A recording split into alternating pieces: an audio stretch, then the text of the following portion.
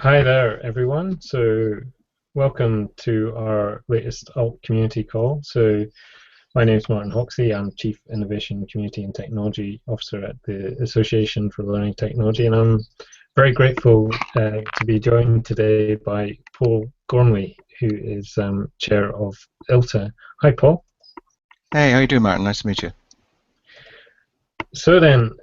Paul, for ALT members not wondering what is ILTA, what's the very brief pitch about ILTA?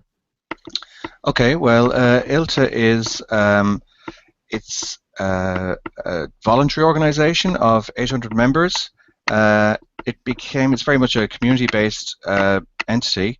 It became established in 1998 by Brian Mulligan in the Institute of Technology in Sligo over a coffee conversation, as a lot of the best concepts occur, and it's been going ever since. So essentially, we're a community of practice of people who are trying to influence policy, support practitioners and researchers in this area, and primarily around HE, but more recently in terms of further education as well. So we became a company limited by guarantee, which is sort of like a charitable status, a light version of charitable status, in 2008. And yet we have a number of activities that are very similar to ALT. So we've got a peer-reviewed journal called the Tell Ireland Journal. We've got an annual conference called EdTech, and we're involved with various other kind of research initiatives that are both nationally and kind of internationally focused. So you mentioned EdTech there. I think the call for papers for that is still open, isn't it? Yeah, that's live, and we'd be delighted if anybody from the ALT community would be interested in submitting a paper. We'll send out I'll just stick up on our chat here. I'll just put in link to the conference there. So we'd be delighted if anybody wanted to put in an abstract. We've got a registration open as well. So, as an incentive, if anybody's interested in Bruce Springsteen, he's playing. Our conference is on the 26th and 27th of May in Dublin, and Bruce Springsteen, our good friend and colleague, is playing in Croke Park in Dublin on the 27th and 29th. So we've secured the hottest ticket in town. We've got a ticket for the Sunday gig that we're putting in as part of an early bird spot prize. So if any of your colleagues are interested in coming over and register early, get into the draw for the Bruce Springsteen ticket, and we'll treat you very well when you come over to us. So obviously this is an area as well that ALT gets involved with annual conference. So what's your theme for this year, or themes for this year? Yeah, so in the last couple of years, we've worked with in partnership with the European Commission for the DG for Education and Culture around their themes of modernization of higher education and the open educational resources.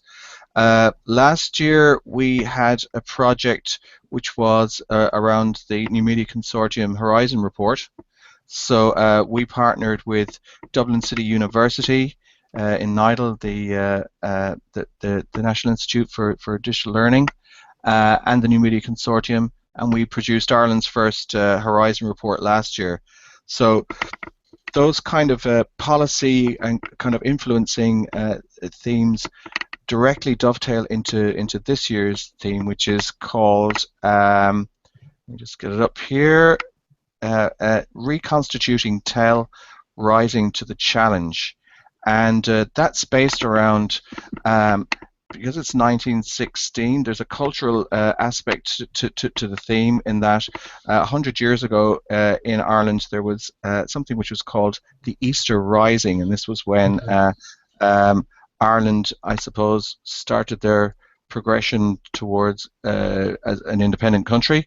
It's obviously a very contested area in terms of who did what to who and what happened and what were the ramifications. But I suppose the key theme around that is, yes, this is contested, and learning technologies and education is contested at the moment for sure. But also that it gives us time to kind of take stock of where we've come from, what's happening at the moment, and where we want to go in the future. So the 1916 there was a national proclamation, which was a set of ideals of how, you know, some of those influencers saw a vision of Ireland, and we're kind of doing a similar thing for TEL in terms of what do we think, what would we like to happen in the TEL space. And there are many many pathways in that discussion, but we're opening that up to our participants online and at the conference to see if we can kind of bring together a vision of TEL for the next sort of 5-7 years. So you mentioned the Horizons report, which you know, a very well-known set of reports. Was there anything in particular from the Irish context that you feel within your community is happening that that is slightly different, say, than the UK? Well, I'm not aware that the UK has done a Horizon report. They may well have, I'm not sure, but around the time that we conducted our Horizon report, the main things coming through, main challenges were around infrastructure. But the main themes, we were lucky in a way because there was a similar report from the Australian higher education sector published at the same time. So we were able to kind of compare against that and against the overall Horizon reports for higher education.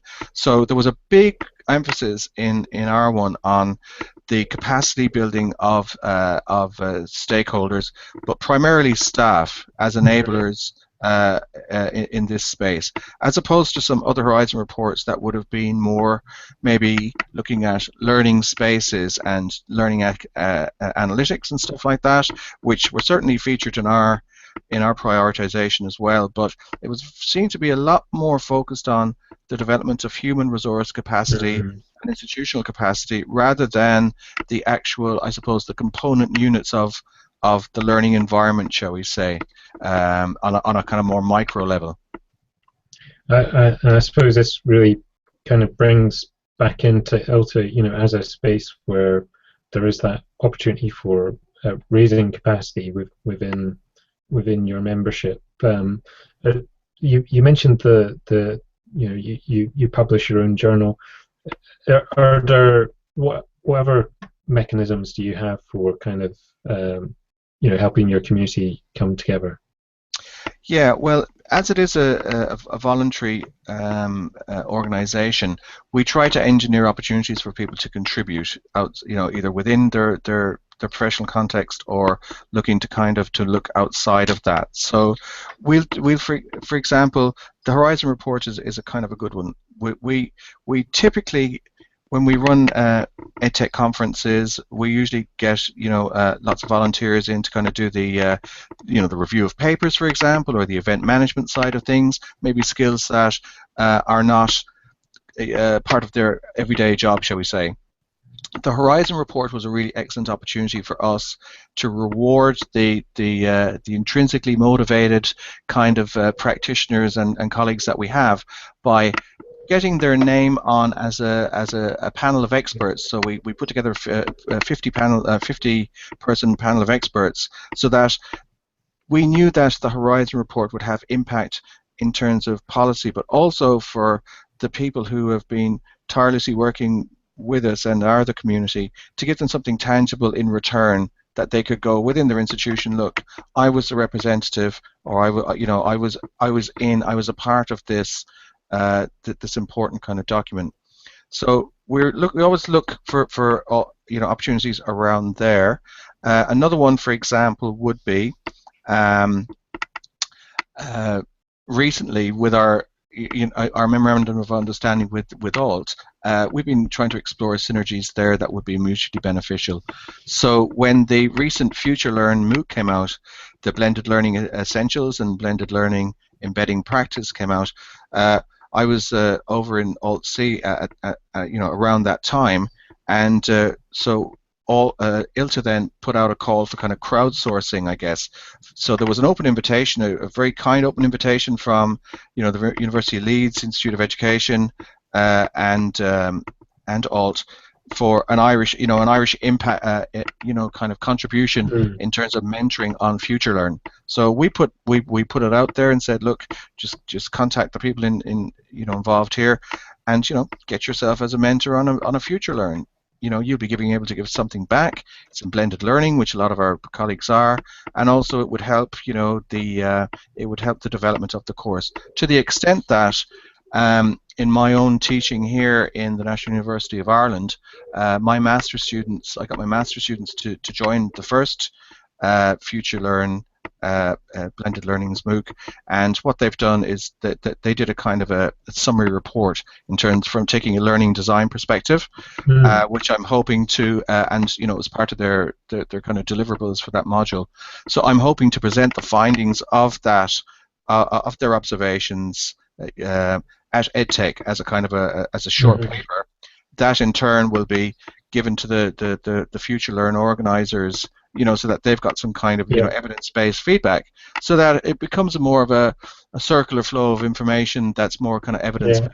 So I guess it's looking for, from our perspective, looking for low-hanging fruit that people can kind of grab onto and kind of add value to their own kind of situation, but also to the wider community. And I think by the way, I think the emergence of that MOOC has been, it's very, very timely for people in FE and HE, lots of educators, because it's important for us to keep ILTA fresh, and that means having a core people, who obviously are very loyal and stay with ILTA, but really we want to make the entry into e-learning for practitioners who may be, say, subject matter experts, who've then had to take on a teaching role and are now looking, are expected to have the sort of technology enhanced learning skills as well. If we can provide a community that has got a very gentle kind of introductory bridge, it will, we think, or we hope, sustain their interest and their so that e-learning becomes normal practice, not best practice, that it's seen as a 21st century competency. I think that's very important, and it sounds like there's lots of really valuable things that the ILTA community are doing together. I think as well that you mentioned, giving people recognition for what they do is a big thing. Are there any other mechanisms or things within ILTA that perhaps try and recognize people in other ways, and for example, say innovating in technology enhanced learning? Yeah, we have a colleague of ours who was a chair of ILTA before, Jennifer Burke. She passed away a few years ago. Very sadly, she before her time, and she was a very dynamic and enthusiastic person. And in kind of homage to her, I suppose, we both ILTA and Dublin City University, where she used to work, put together the Jennifer Burke Award for Innovation in Teaching and Learning. So we've been running that for a number of years, and so that really is an excellent way of marking the contributions of not necessarily directly ILTA members, but people who are innovative out in the field. So, for example, the call this year has been, the people who are organising it are kind of not right in the centre of ILTA. They're kind of a distributed team that have got autonomy in that award, but submissions this year has to be through a kind of animation kind of format. So it's rather than having 20 PowerPoint slides coming through, you're getting something which is really constraining in some ways, but enabling people to kind of articulate their innovation in a kind of a novel way. So that will be embedded into the ILTA conference, and at the end of day one, where live voting will take place, So for all of your ALT members, those that will be present or those of them who are online, please dial in, because we have we live stream a huge amount of the EdTech conference. So you can get into that, and I think there's going to be a Twitter kind of voting system that's going to be used to get the final vote over the line for the shortlisted candidates.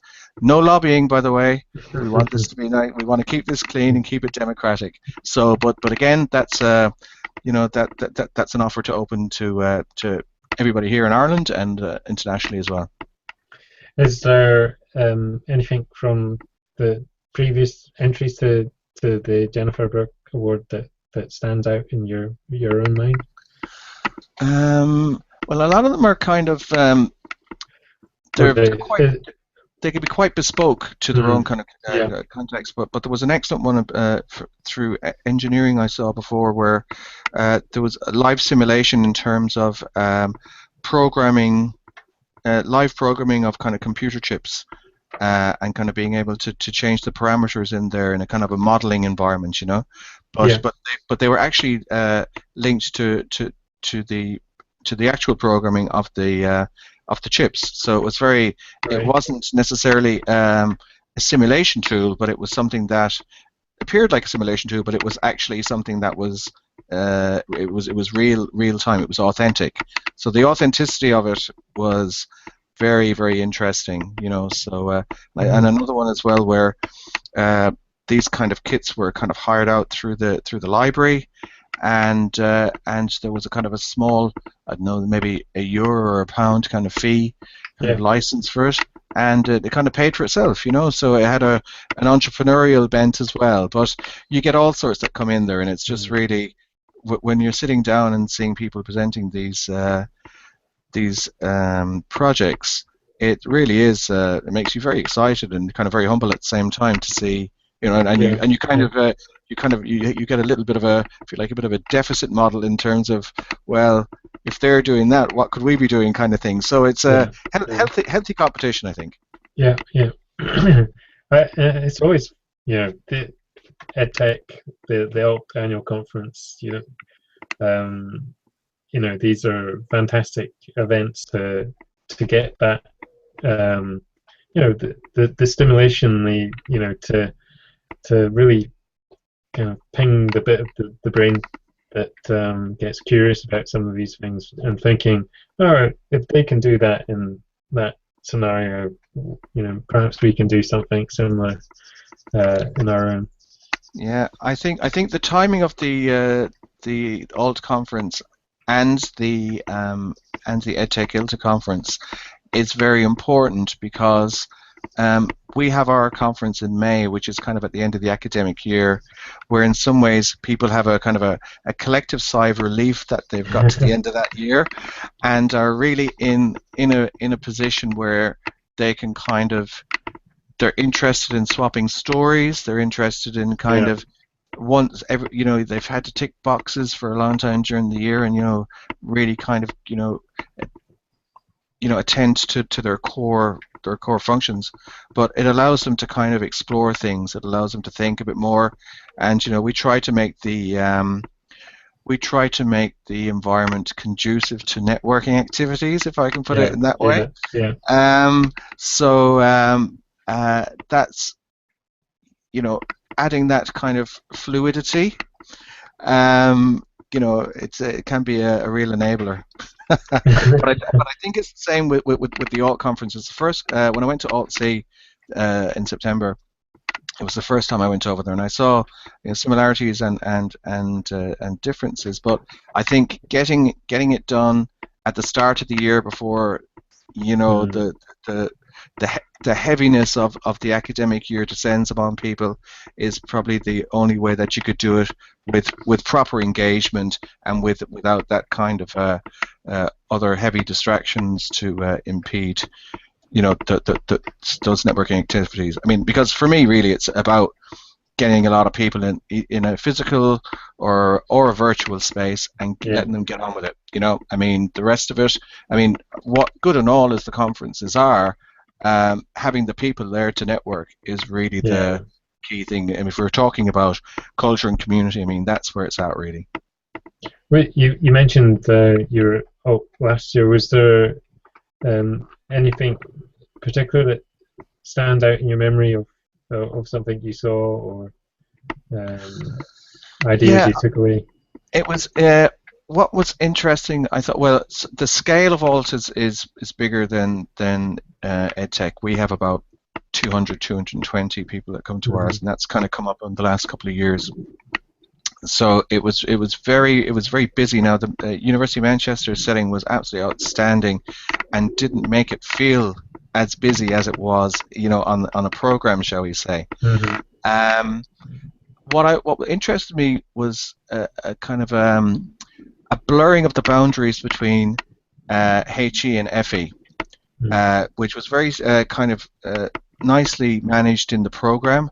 So we're having similar kind of discussions here. Certainly within higher education, there's obviously a big focus on professional type subjects. Mm-hmm. So with professional body accreditation and that kind of thing. So that's kind of going from the HE out. But there's also a blurring of boundaries, I think, between the FE sector coming in.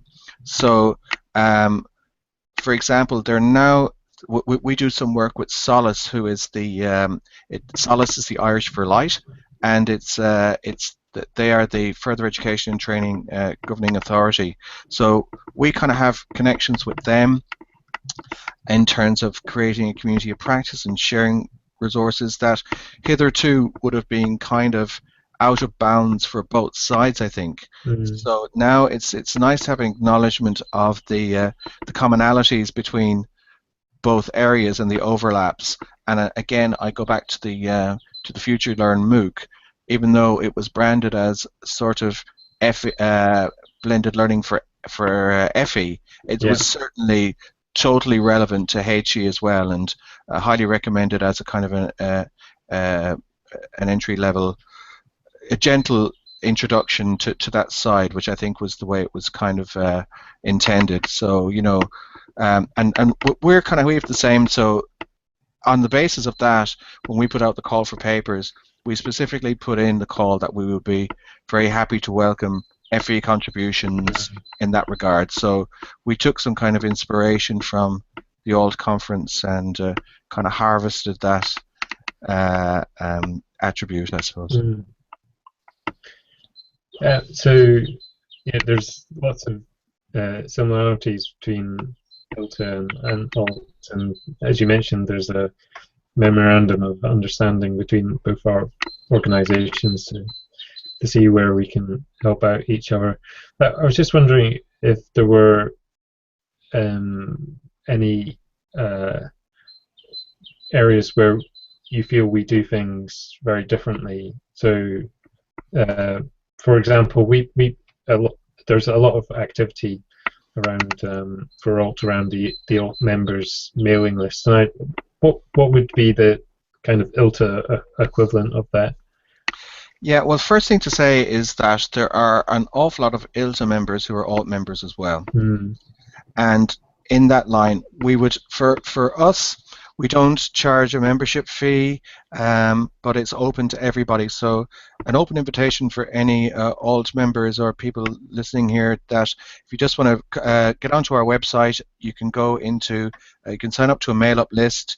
But the main kind of surprising area for us in terms of community engagement is through our LinkedIn ILTA group, which again is open, and we'd invite anybody to come in and contribute to that as well. We'd be delighted. So we have 900 people on that space. No more than the organisers of ALT. I'm sure you've looked at different ways of trying to engage the community, and we certainly have done that in the past through websites and various feeds and what have you. And I suppose the litmus test of this was that we didn't really see this coming, and we always had an ILTA LinkedIn area, but maybe 2 years ago it just started to take off in terms of people joining up. I mean, it was really organically done. We certainly didn't engineer it, and we were very happily surprised when we would go in there and see the numbers going up. So it just goes to show, I suppose, that this is an authentic community, and Yeah. again, if you provide the framework or the the virtual house or whatever you want to, however you want to kind of whatever metaphor you want to use, if you give something, if you give people an opportunity to collaborate together, contribute together, uh, swap stories, I think they'll do it.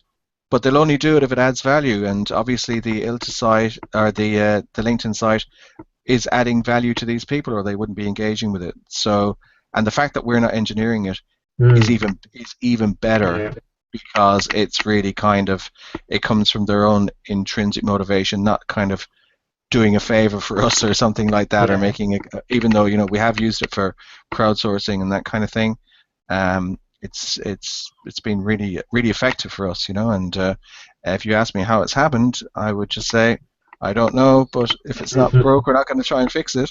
So no, that's been really good. But I have to say too, mainstay of mine is getting daily digests or weekly digests from the ALT mailing list. It's extremely effective, and you can see the engagement of the ALT community in terms of if somebody puts something out around standards or particular products or particular frameworks, you'll get a rapid response from other alt members, and that's really that's a huge testimony to what you guys are doing as well. I think it also, it really underlines that, it's, I would say, almost impossible to create a community. You can't be, communities come together, and communities will contribute. They may go off into different spaces, but by the nature, you can't orchestrate a community. Certainly, Mm. it's as you say, it's about creating those opportunities where people can come together. Yeah, Um, I think. Sorry, just on yeah, one front, what we try and do in ILTA is have kind of autonomous teams. So, like for our journal or for the Jennifer Burke Award, or we're trying to kind of push things mm, out through a project level. But it has to be acknowledged that I think if people are volunteering, that they are going to be busy at certain times. So doubling up yeah, on roles is a strategy that we use quite a lot, so that people can kind of come in when they're able to do it, but they don't feel as if they're letting people down if they can't do it. There's an yeah, acknowledgement that we are all very, very busy, mm, and that where we can add value, we will, and if we can't at this stage, hopefully we'll be able to do it again. So I think that kind of the gentleness and the uh, in terms of the messaging is important, but also you need to be kind of able to back it up by having mm, people who can come into that as well, almost like in an apprenticeship kind of a mm, sustainability model, I guess. yeah. I think that's very very useful advice. Paul, I could talk to you all afternoon, but I'm afraid we're going to have to call it a day there. But both myself and Maren Deepwell are going to be over to EdTech this year, so no doubt we'll be filling up our AltC blog with various bits and pieces that we learn and discover from EdTech. And as Paul said, a lot of EdTech is streamed online, and the awards and other things as well. So even if you can't uh, make it physically, hopefully you'll be able to engage in EdTech yourself. And just to remind people that you can still submit something if you want to join in some of the fluid flow of ideas. So Paul, thank you very much for joining us today, and I look forward to meeting you in person very soon. Thank you very much. It's been an absolute pleasure. And again, we reciprocate. If you need anything, we can do anything for you. Just you know where we are. Thanks very much. Okay.